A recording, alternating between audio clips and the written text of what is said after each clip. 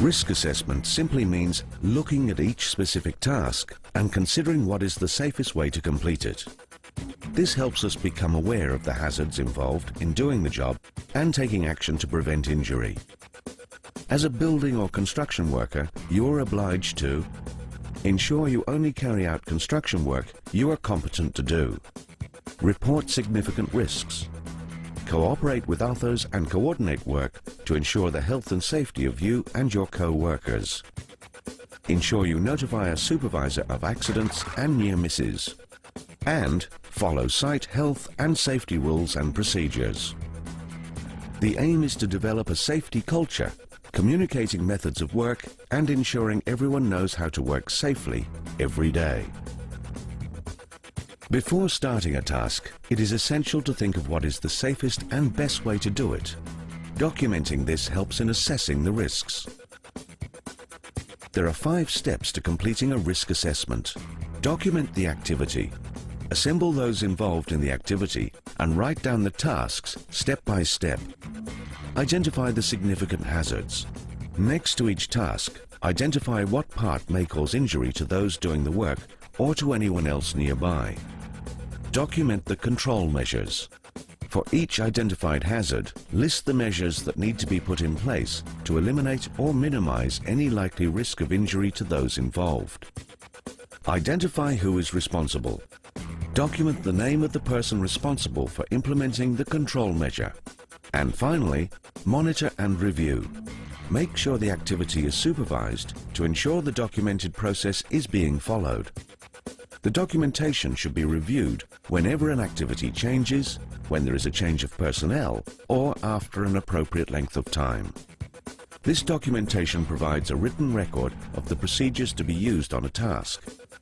As it is a record that can be used in court, it should be signed off by the parties who have responsibility for the tasks. When risks are identified, control measures can be implemented and followed. These measures are known as the hierarchy of hazard controls. You must address each hazard with a solution from the hierarchy in the following order. Firstly, elimination, substitution, isolation, engineering controls, administrative controls, and personal protective equipment. Always address the hazard from the top down until the risk is eliminated or controlled. These control measures are often used in combination with each other. A hazard is something which, in context, has the potential to cause harm. A useful way to categorize hazards is to identify them as physical, chemical, electrical, and biological. Then look at each work area to see if any of these apply. A more direct way to consider hazards is to look for scenarios that might occur. Some common construction-related hazards are falling from heights, trapped by something collapsing or overturning, and being struck by a vehicle. These hazardous situations are likely to cause sudden and acute injuries. There are other hazards that may cause chronic long-term harm that must also be identified, such as contact with harmful substances, dust and fumes, exposure to noise, and vibration from handheld tools. However hazards are identified, it is almost certain that for any one activity, there will be many hazards. Each one has to be risk-rated, as each will need to be covered by the range of control measures adopted. When you are risk assessing, you need to record your findings in a systematic way, showing a proper check has been made of the inherent hazards and the risk rating for each.